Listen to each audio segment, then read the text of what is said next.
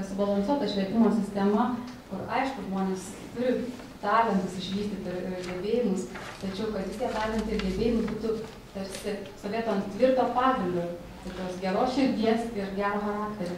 Naturally, this implies a close working together of the school, the family, the school and community through many different programs within the school system, but at the same time outside of the school system. Taip pat tai reiškia, kad reikalingas bendradarbiavimas tarp jų komponentų, tai yra namai, mokykla, bendruomenė ir galbūt ne tik mokykloje, bet ir už mokyklos ribų.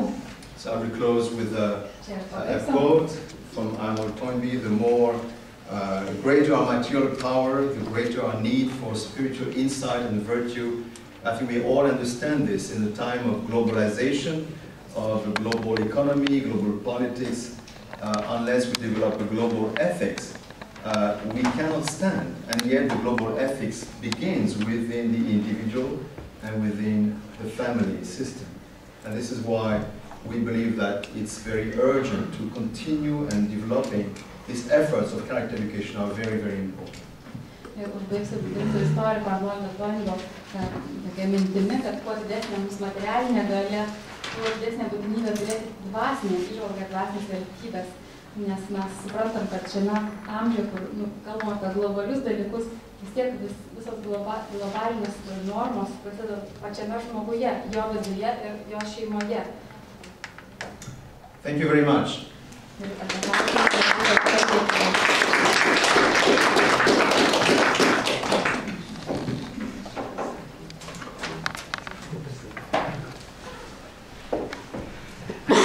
Ačiū jūsų gerbiamam pranešėjui, ponui Žakui Marinui.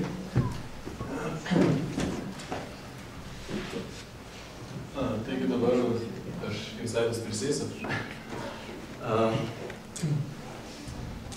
Egidijų, ateik, reikia tik išjungti. Taigi dabar dar turim gerą pusvalandį diskusijai. Ir noriu pristatyti šalia savęs sėdinčią ponę Danutę Kriščiūnienę. Jinai man padės šitoj diskusijai. Jinai yra Panevėžio Kurčiųjų neturtinčiųjų mokyklos direktorė. Be to yra Panevėžio Veiklių moterų klubo Veiklios moterys įkūrėja ir prezidentė. Taigi noriu perduoti mikrofoną ir žodį, kad galėtų trumpai pakomentuoti ir galėtume pradėti diskusiją. Labą dieną visiems. Nežinau, čia gal iš vietos tiesiog. Kadangi jau... Nežinau, ar čia to mikrofono iš viso reikia. Ar geriau su mikrofonu, ar be mikrofono? Gerai.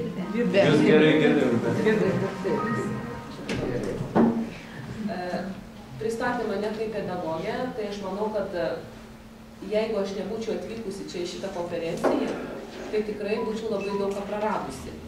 Ir vykdama visada mano tikslas atvykti, kada buvau kviečiama į konferenciją, buvau kaip ir viena kviečiama, bet mano tikslas visada yra toks, kad žinau, kur vykstu ir kad visos konferencijos, kurias organizuoja būtent šitą organizaciją nevyriausybinė, jos yra labai aukšto lygio. Taigi mano tikslas buvo atsivežti kuo daugiau žmonių su savimi, kad būtų tai, kas yra, ką mes šiandieną matėme iš tų dviejų pranešimų, aš tiesiog stengiausi beveik viską konspektuoti, nes kiekviena mintis yra aukso vertės. Taigi su manim atvažiavo dar 9 žmonės, kuriems yra iš tiesų ta konferencija.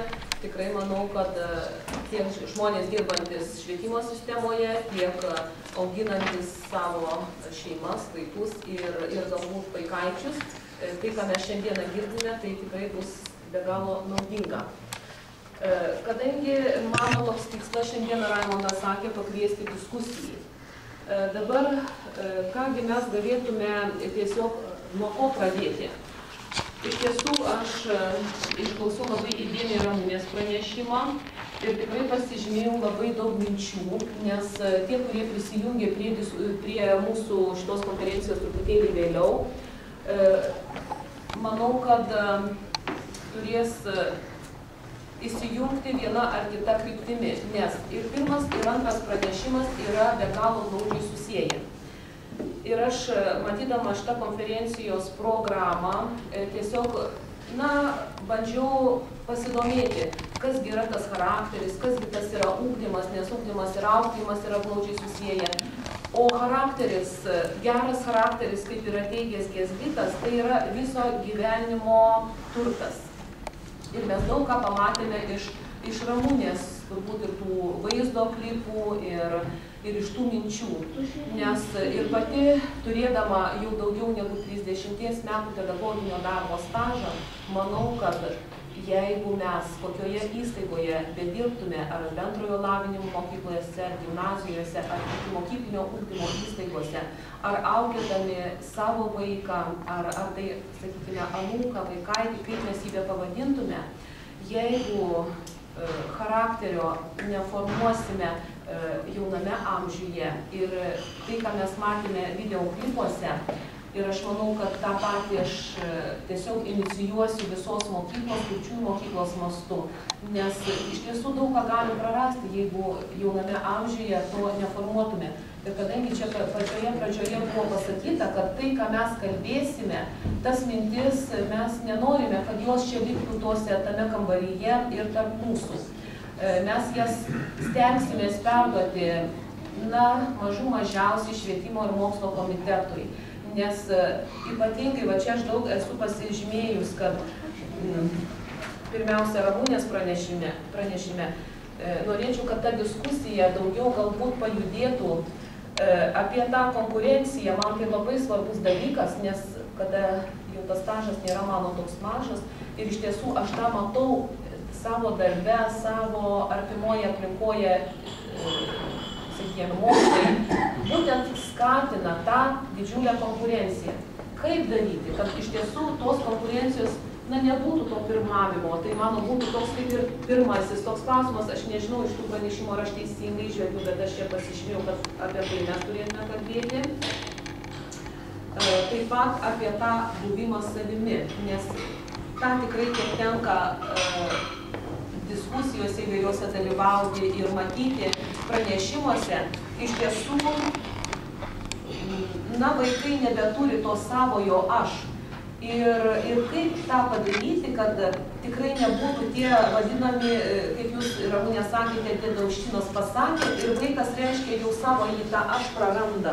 Tai čia man yra be galo svarbu ir iš tiesų to laiko nedaug turime, bet galbūt aš mačiau, kad gerbiamas Robertas Kukelis ėjo, jis tikrai turėtų ką pasakyti, būtent gal kažkokių patarimų, arba tie, kurie užauginę šeimas, užauginę vaikus, sakykime, gal kažkokios patirties turite iš savo, tos artimos aplinkos, galbūt net neliečiant tų valdiškų įstaigų.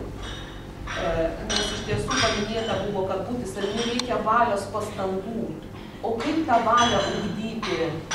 Nes to mes pasigendame ir pasigendame kasdienėme darbe. Tai va būtent aš norėčiau, kad tai būtų iššaukta diskusijai. Dar jeigu mes kalbėtume apie charakterį, čia tokia aš mintį tiesiog buvau pasirašęs, bet jie mintį, kad žmogus be charakterio yra tai tas pats, kas gimdyvė be pieno, kareivis be ginklo arba keliautojas be pinigų. Taigi, va tokios būtų svarbios mintis. O jeigu dar diskutuojant dėl antrojo lektoriaus minčių, aš manau, kad čia taip pat yra apie ką diskutuoti, nes svarbiausia, tai ką išskyriau iš antrojo lektoriaus pranešimo, apie vienatvės problemą. Nes man, jau dirbau daugiau negu 15 metų su klausos negalią turinčiais mokiniais ir aš tą matau, kad ne tik tas mikrosociumas, tie, sakykime, žmonės, maža ta kurčiųjų bendruomenė, bet kadangi mūsų tikslas eiti į viešumą ir integruoti tuos vaikus, bet galbūt net atvirkščiai, kaip skandinavai sako, mes visi turime integruotis į tą visuomenę, kur yra, sakykime, tie mikrosociumai. Kaipgi tą vienatvę išguiti iš mūsų tos buities, nes atrodo, kad ir bendrojo lavinimo mokyklose mokiniai turintys viską, atvykstantis į įstaigas su Ferrariais, atvykstantis su prabangiais automobiliais, bet jie yra vieniši. Kodėl yra tiek daug mumyse vienatvės? Čia iš antrojo lektoriaus pranešimo daug ką mes atskleidėm. Tai yra, kad daug ką turim, bet kas svarbiausia, turbūt, neturim tokių tvirtų šeimų. Ir šiandieną iš tiesų aš matau, kad konferencijos tikslas yra iš tiesų ir kaip čia sentencijos buvo labai gražios išdarytos Ramunės, kad meilė yra galingiausias gydytojas planetoje. Neturim šeimose meilės, neturim to išklausimo. Tai ką galėtume daryti, kad iš tiesų tie mūsų mokiniai, kokie jie būtų, maži, dideli, pradedantis mokyklą lankyti, išeinantis, paliekantis mokyklą, kad jie nebūtų, užvaldyti to vienišumo jausmo. Tai mano tokios būtų, aš nežinau, gal kitiems kitų minčių tiesiog galbūt kilo, bet man aš pasižiūrėjau kaip svarbiausias mintis iš tų pranešimų ir norėtume, kada baigsis mūsų konferencija, kad mes su Raimundu šiek tiek pasikalbėjome, kad tai, kas bus čia ir jums, sakykime, svarbiausio, mes sakome, per galbūt savaitės laikotarpyje kažkaip tai vienas kitam tiesiog perduosim į galbūt ir Raimundo elektroninį paštą, sudėliosim tas mintis. Ir tai tie svarbiausios tos mintis, grynuoliai, kad jos nebūtų pamestos.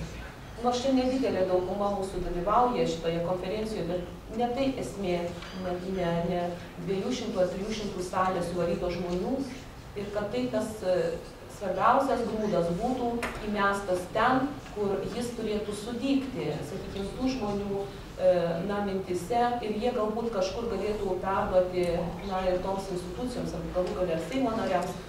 Ir čia buvo užsiminta, kad apie galbūt net ta kryptim mes truputėlį švietime einame. Yra perkrauti mokiniai namų darbais, perkrauti užduotimis, o tai, kas svarbiausia, tos meilės, to tokio prieraišumo, sakykime, to vaikai negauna. Konkurencija, lenktyniavimas, jie galbūt gyvenime nebus reikalingi. Kaip priartinti prie to, kad žmogus, sakykime, pajustų tą sąžinę, pajustų tą meilę širdyje, prie ko reikėtų, ką reikėtų daryti. Dar aš pasižymėjau dar tokį tikslą, kad būtina, mes labai daug kalbame tiek savivaldybėse, tiek daug kur teko kalbėti. Ir dabar šiuo metu yra paskelbta, kad reiškia vadovas užimantis postą turi pereiti ten tokius tikrinimus ir taip toliau. Bet kodėl tų reikia dalykų daryti, įtakoja, aišku, užimant postus įtakoja ir politiniai sprendimai, bet aš dar čia tokį pasiminėjau iš abiejų tokių lektorių pranešimų. Mums yra būtina turėti tarsi tokių šviesuolių, tarsi banką, aš kaip jį manau. Kaip padaryti, kad, sakykime, tie žmonės, kurie iš tikrųjų turi sąžinę, turi tuos gerus ketinimus, jie yra nuo visko, yra nustumiami.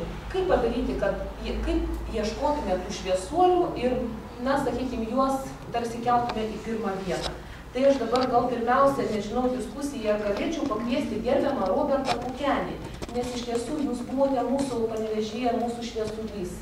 Jūs panašiomis temomis esate sakę pamokslus, esate kalbėję įvairiuose diskusijose. Bet aš manau, kad pirmasis diskusijoje tinkantis žmogus, gerbiamas kunigas Robertas Pukenis, tiktumėte pradėti tą diskusiją. Tai tiesiog kviečiu jūs diskusijai. Nei pasiruošęs. Tai aš taip pat nepasiruošęs, Robertai, bet tiesiog spontaniškai gimsta tos mintis, kada mes negalime. Jūs galite sėdėti, galite stovėti, tiesiog iš to viso, ką mes čia kalbame, bandysime įsirguliuoti diskusiją. Gal taip trumpai. Tai ačiū netikėtai, džiugu, kad daroma, kad galvojama apie jaunimą, apie ateitį. Ir kaip pasakėt, kad turiu patirtį, tai kad vaikų neturiu, mano patirtis labai jau žemo lygio. Iš kitos pusės domiuos, žiūriu, stebiu ir pergyvenu, jeigu blogai. Gal viena, kas yra neklystama, kad tėvų žodžiai nesiskirtų nuo darbų, kad vaikai matytų pavyzdį ir kad vaikui iš mažens jau būtų diegiamas tikėjimas, dievybė. Tegul bus nesvarbu kokios religijos, kad suprastų, mes priklausom. O kada nieko nebijo, niekas kada Nu, nesu sociologas, bet man susidaro toks vaizdas, aš gyvenu, sakykime, kaip seniau valdiškas, daug praeina šalia. Keiksmai kokie 10 metų, taip varo. Ir arba rūko. Nu ir čia jau kažkur tai praleista, kažkas tai praleista, kažkas tai reikia daryti. Tai išvada ta, kad bažnyčia, partijos, vyriausybė, kad kuo mažiau tremties, bet viską, kad tas vaikas, tas gražus žiedas turėtų dvasingumą. Taigi tuo pačiu, jeigu konkretintume, kad motinos bendrai dabar ir yra, motinystės, tėvystės, kad daugiau prie vaikų, prie šeimos ir tuo pačiu karjeras neprarastų galimybės daryti. Nu ir bendravimas, sakykime, kad ar į tą, pagal tėvų įsitikinimą, kad vaikui valingumą diegti, einam, nu, sakykime, ir gėlę palėti, ir einam pasimelst, dievulį pagarbinti. Nu, aš kitaip nežinau. Jeigu auklėjimas neatsiremia, čia Förster ir visų kitų garsių į dievybę, teorijos visos žūsta. Teorija žūsta. Tai aš tik tai galiu trukdyti daugiau. Nu, tai pagarba, kad jūs esate, darot ir... Ačiū.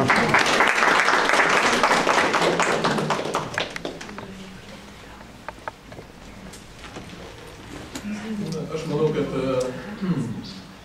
galima, kadangi yra tiek mokyklų direktorių, tiek iš mokyklų, galima net kažkokius tai savo komentarus, gal, kaip pasakyti, išsakyti iš savo patirties ir kažkaip tai, ir tą galbūt jūs girdite, nes tiek teko domėtis, pavyzdžiui, švietimo reikalais, būtent rengiantis šią konferenciją, pats nesu mokytojas ir mokyklos sistemoje nedirbu, bet Lietuvoje bendrai yra svarstoma švietimo strategija, ar ne, 10-mečių į priekį, ir kokie turi būti svarbiausi tikslai. Ir vėlgi, švietimo ministerijos puslapį, pavyzdžiui, ten yra toks net video, trumpa tokia paskaita įdėta, kokia pamoka 2020 metais. Viena mokytoja, jinai pateikia savo viziją ir jinai kalba daug apie, kad nedirba verslo pasaulyje, žiūrėjo, kaip ten viskas vyksta, kaip vyksta realus gyvenimas, tai yra kaip žmonės gyvena, kaip dirba, ir kad technologijos vystas ir kad, žodžiu, mokykla turi neatsiejamai susėti jauno žmogaus, kaip pasakyti, tą, kas jo laukia ateityje ir tą, kai jisai mokosi, tai turi būti susiję ir panašu. Iš kitos pusės, klausydamas manęs, tada galvoju, kaip atsiderinti dvasingumo ugdymą ir technologinis pasiekimas. Nes, pavyzdžiui, kaip ir Amerikai buvo su vertybėm, ar ne, juk 70 metais ar praeisiais metais, irgi ten buvo daug ieškojimų, kaip auklėti vaikus. Tai yra, ar jiems duoti, pavyzdžiui, patiems rinktis, kas yra gerai, kas yra blogai, nuspręsti, nevertinti jų, tiesiog pasidaryti vertybiškai neutraliais. Tai reiškia, ką tu pasako, viskas yra gerai, ta prasme, nes tai žmogus pasako, tai reiškia jo nuomonė. Ar galim palikti taip? Nu, galiausiai išvada buvo tai, kad ne visai tai veikia modelis, nes vaikas jisai formuojasi ir kai žmogus jau yra susiformavęs, tai yra vienas dalykas, bet kol žmogus formuojasi, tai yra šiek tiek kitaip. Vėlgi su tom technologijom, kaip pasakyti, ar su tom verslo dėsnių taikymais mokyklai, ar kokią dalimi galima jas taikyti, nes žmogus jisai bręsta, auga, jisai dar nėra suaugęs žmogus, jisai turi įgyti patirtį, kurią galėtų vėliau dalintis. Ir kai tu tos patirties galbūt dar netiek daug turi, kas tas dalinimas jis tada tampa, kaip tai galėtų atrodyti, tas šiuolaikiškumas, technologinio pažanga ir kartu dvasingumo ugdymas, kaip tai suderinti. Jeigu galiu pasakyti savo įžvalgas, manau, kad mes patenkame į tokią situaciją misija neįmanoma, kai pradedame labai priešinti charakterio ugdymą, dvasingumo ugdymą ir technologijas. Tai yra visiškai nesusiję dalykai ir manau, kad turime atsipeikėti ir suprasti, kad fundamentalūs dalykai, kurių reikėjo, kai buvo Pirmas pasaulinis karas, kai buvo Antras pasaulinis karas, kurių reikia dabar, kai Trečio pasaulinio karo kaip ir nėra, ir kurių reikės dar po 20 metų, yra tas pats. Technologijos jos daro pažangą ir žmonės yra tiek imlūs, kad jie prisitaikys. Bet vaikams reikia atiduoti tai per 12 metų mokykloje, kas bus visą laiką svarbu. Ar mes dangoraižį gyvenam, ar gyvenam oloje, bendrauti vienas su kitu pagarbiai yra visada svarbu. Dirbti komandoje ir prieiti bendro rezultato yra visada svarbu. Ir manęs su Samsung 3 Galaxy nedaro jokios kitokios, jeigu kas nors tokio telefono neturi. O jeigu aš neturiu iPado, aš nesu jokia kitokia, palyginus su to, kas turi. Technika tai yra priemonė. Ir labai norėtųsi, kad bent jau mokykloje vaikai išmoktų jie tinkamai naudotis. Taikai. Ir tiesiog mano supratimu, kad mes turėtumėm nesivelti diskusijas, kai kažkas bando supriešinti techninės galimybės ir charakterį ir dvasingumą. Tiesiog nesivelti. Aš labai noriu palinkėti savo vaikui, kitiems vaikams, dar negimusiems vaikams, kad mokykla išliktų su žmonėmis. Nes niekas mokytojo negali pakeisti, joks dėdulė Guglas. Mokytojo. Nes mokytojas ne žinių dėžė, o daug daugiau. Tai matyčiau tokį kelią, kad imkim tas technologijas, imkim priemonės, naudokim jas prasmingai, bet nesuniveliuokim dėl to žmogaus prasmės ir esmės.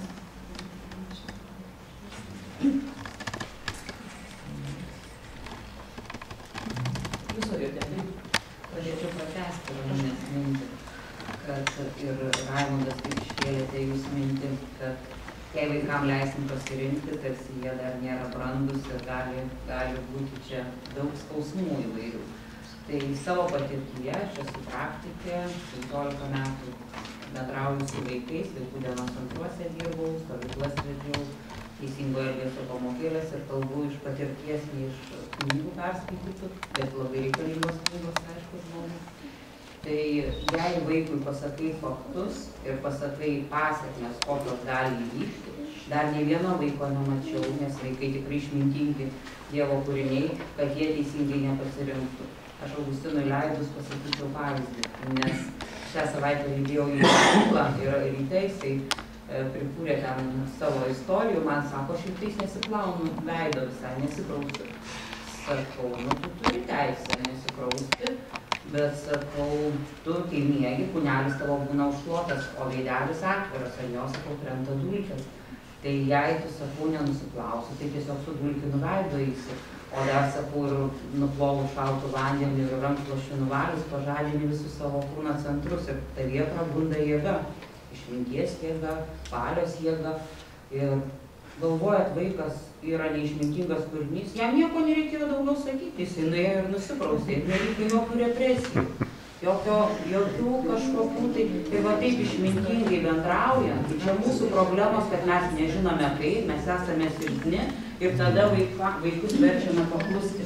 Man labai įdomu, nes geras buvo pranešimas antro kalbėtojo ir kalbėjo apie paklusimą. Ir manau, kad už to stovi labai išmintingos rekomendacijos. Tai nemanau, kad tai yra autoritarinis paklusimas. Aš norėčiau plačiau paklausti.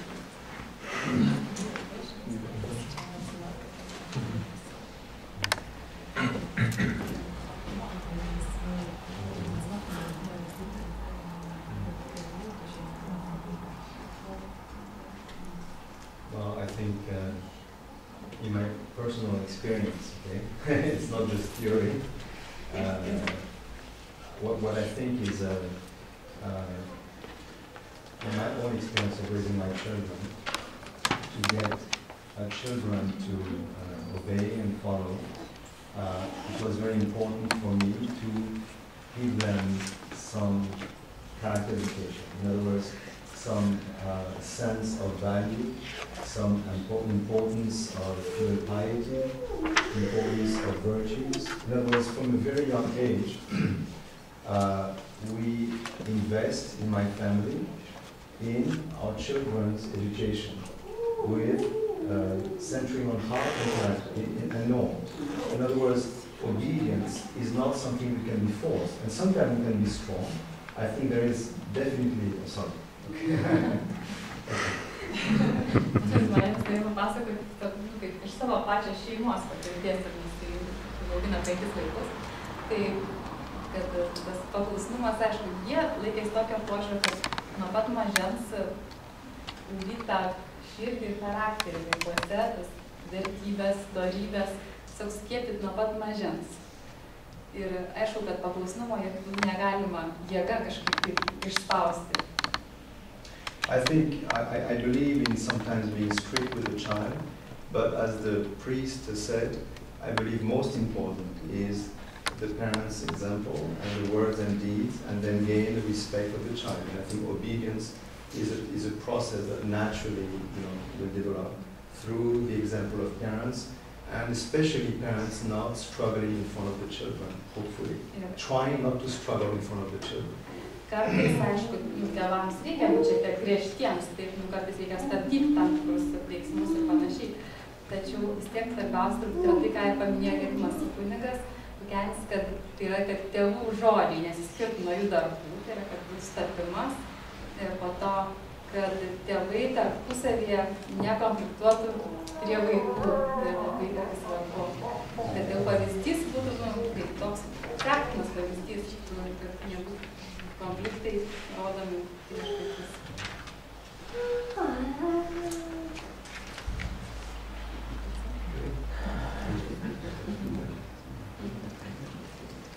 Kas dar norėtų įsijungti į diskusiją? Aš tai noriu padėkoti. Tai norėčiau padėkoti, abu pranešimai labai įdomus, labai puikus. Aš čia truputį vėlavausi pirmą pranešimą, man labai patiko. Čia sąžinė valia būti savimi, kaip jūs minėjot. Ir kad dar paminėjot, kad grubų žodis, tai lygus dėdė švinai, kaip čia vadinasi. Tai iš tikrųjų tas grubumas, ir man atrodo labai daug viskas ateina iš šeimos. Aš jau, mano vaikai, ačiū Dievui, didelį, atrodo ir geri užaugo, dabar anūką turiu. Tai kad vaikai negirdėtų namuose tų grubių žodžių. Kaip jūs sakot, gerbiamas kunige, gatvėje girdimės tų dalykų. Tai vat tas grubumas. Ir man nepaprastai patiko ta istorija su skorpionu. Tiesiog aš irgi jau įsirašiau. Iš tikrųjų, kiek kartų mus įžeidžia, kiek kartų mus puola, nes man irgi tenka įvairias pareigas. Dabar esu Gidų sąjungos prezidentė šiuo metu, taip esu ir dėstytojo universitete buvusi. Tai dabar gidauju. Ir tiek darai gerų darbų ir paskui susilaukia kartais ir piktų žodžių, ir nepelnytos kritikos. Tuo metu kažkaip rankos nusileidžia ir galvoju, viskas nebedarysiu. O paskui vis tiek ta visuotinė meilė, ta meilė žmogui vis tiek šaukia ir man labai patiko. Ir čia gal galėtume mes pasakyti kaip šventos trejybės toks dalykas. Aš esu šviesoje, šviesa manyje, aš šviesa. Tai vat ir jeigu yra daug šviesos, tai yra daug ir šilumos, o jeigu yra šiluma, tai yra meilė. O jeigu yra meilė, tai yra didelis žingsnis darnios visuomenės link. Tai labai ačiū, labai įdomu buvo. Ir gerbiamam pranešėjui, irgi man labai patiko. Dabar turiu anūką, Tomuką, 6 metai anūkui, Tomukai. Ir viena iš pagrindinių knygų taip apsidžiaugia Ezopo pasakėčios. Mes jau atmintinai žinome Ezopo pasakėčios. Ir ten apačioj visada yra moralas. Paskui aš vieną kartą pagalvojau, nebeskaitysiu aš to moralo, nes vaikas per mažas, ką jis čia supranta. O vieną kartą jis man sako, o kur moralas? Tai kažkaip tai visi pasidarėm savo išvadas ir gerai, kad vyksta tokie seminarai labai reikalingi.